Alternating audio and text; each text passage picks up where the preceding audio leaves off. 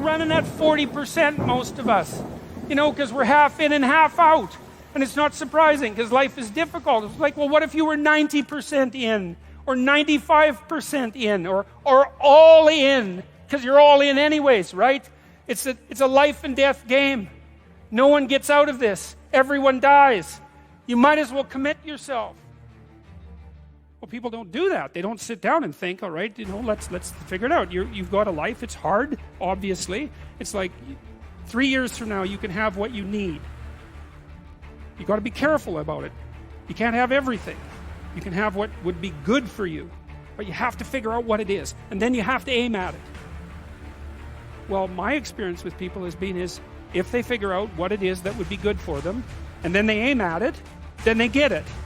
And it's strange because they don't it's a strange thing. It's not quite that simple because, you know, you may formulate an idea about what would be good for you, and then you take 10 steps towards that, and you find out that your formulation was a bit off, and so you have to reformulate your goal.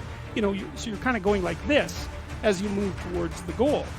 But a huge part of the reason that people fail is because they don't ever set up the criteria for success.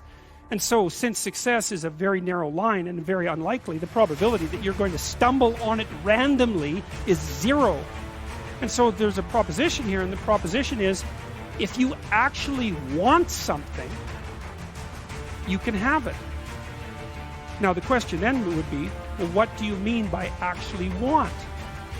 And the answer is that you reorient your life in every possible way to make the probability that that will occur as certain as possible. And that's a sacrificial idea, right? It's like, you don't get everything. Obviously. But maybe you can have what you need. And maybe all you have to do to get it is ask. But asking isn't a whim or today's wish. It's like, you have to be deadly serious about it. You have to think, okay, like, I'm taking stock of myself. And if I was going to live properly in the world, and I was going to set myself up such that being would justify itself in my estimation, and I don't mean as a harsh judge, exactly what is it that I would aim at? And often people won't specify their goals too, because they don't like to specify conditions for failure. So if you keep yourself all vague and foggy, which is real easy, because that's just a matter of not doing as well, then you don't know when you fail. And people might say, well, I really don't want to know when I fail because that's painful. So I'll keep myself blind about when I fail. That's fine, except you'll fail all the time then. You just won't know it until you've failed so badly that you're done. And that can easily happen by the time you're 40. So I would recommend that you don't let that happen. So that's willful blindness, right? You could have known, but you chose not to. Okay, so once you get your goal structure set up, you think, okay, if I could have this life, looks like that might be worth living, despite the fact that it's going to be, you know, anxiety provoking and threatening, and there's going to be some suffering and loss involved and all of that. Obviously, the goal is to have a vision for your life such that, all things considered, that justifies your effort. Okay, so then what do? Well, then you turn down to the micro routines. It's like, okay, well, this is what I'm aiming for. How does that instantiate itself day to day, week to week, month to month? And that's where something like a schedule can be unbelievably useful. Google Calendar. It's like, make a damn schedule and stick to it. Okay, so what's the rule with the schedule? It's not a bloody prison. That's the first thing that people do wrong. They say, well, I don't like to follow a schedule. It's like, well, what kind of schedule are you setting up? Well, I have to do this, then I have to do this, then I have to do this, you know, and then I just go play video games, because who wants to do all these things that I have to do? It's like, wrong. Set the damn schedule up so that you have the day you want. That's the trick. It's like, okay, I've got tomorrow. If I was going to set it up so it was the best possible day I could have, practically speaking, what would it look like?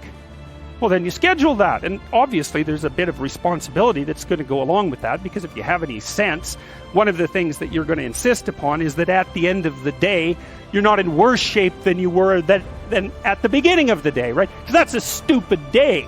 If you have a bunch of those in a row, you just dig yourself a hole and then you bury yourself in it. It's like, sorry, that's just not a good strategy. It's a bad strategy. So maybe 20% of your day has to be responsibility and obligation, or maybe it's more than that, depending on how far behind you are. But even that, you can ask yourself, okay, well, I've got these responsibilities. I have to schedule the damn things in. What's the right ratio of responsibility to reward? And you can ask yourself that, just like you'd negotiate with someone who is working for you. It's like, okay, you got to work tomorrow. Okay, so I want you to work tomorrow. And you might say, okay, well, what are you going to do for me that makes it likely that I'll work for you? Well, you could ask yourself that, you know. So maybe you do an hour of responsibility and then you play a video game for 15 minutes. I don't know, whatever turns your crank, man. But, you know, you have to negotiate with yourself and not tyrannize yourself. Like you're negotiating with someone that you care for, that you would like to be productive and have a good life. And that's how you make the schedule. It's like, and then you look at the day and you think, well, if I had that day, that'd be good. Great. You know, and you're useless and horrible, so you'll probably only hit it with about 70% accuracy, but that beats the hell out of 0, right? And if you hit it even with 50% accuracy, another rule is, well, aim for 51% the next week, or 50.5% for God's sake, or because you're going to hit that position where things start to loop back positively and spiral you upward. That's rule 1, right? To stand up straight with your shoulders back, is to take on the onslaught and to enter the contentious ring and to do more than your best, because your best isn't enough, because your best isn't as good as you could be. You have to push yourself past that, and that's, as far as I can tell, where you find what you need in life. You find the meaning that sustains you in life, and you find the patterns of action that redeem the world, both at the same time.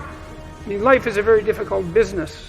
You know, it's fatal, and it's full of suffering, and it's full of betrayal and malevolence. There's nothing about it that's trivial. It's all profound. And in order to find your way through all of that capacity for hellish experience, let's say, you need to develop a relationship with something that's profound. And you have that capacity. And so, what's the decision that you make? You know, you decide to believe. You know, it's a risk, an existential risk. It's an act of faith. You believe that the truth can set you free.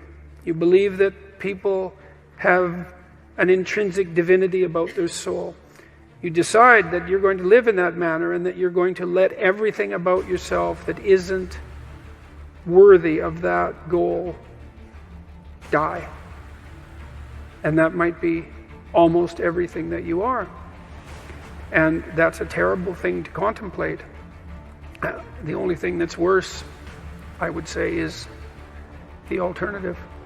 Because the alternative is the sorts of hells that we manage to produce around us, and that we produced with particular expertise during the totalitarian regimes of the 20th century. And it would be a good thing if we decided collectively and individually not to go back there again. Thank you.